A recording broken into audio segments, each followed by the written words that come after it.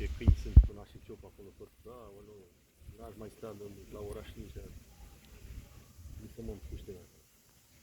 Degeaba să-mi dea apartament. Să-ți dea prima oară apartament și un timp maimuță?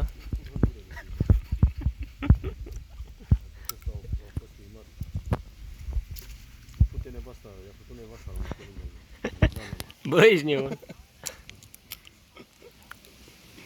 Pe ăla prost.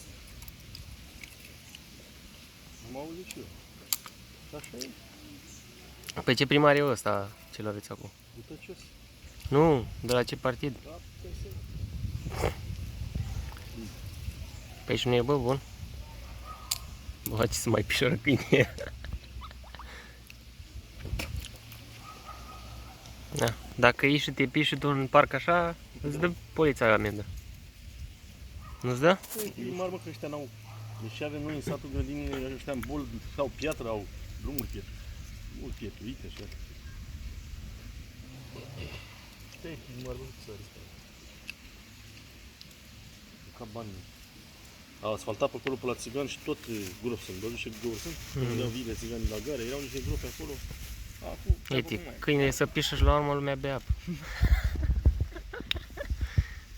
Hai bă, mâncași, vezi? Nu știu ce sandwich e aici, mă, mâncași așa. Da, n-am ceapă, brânză. E, bă, ce rău e la oraș.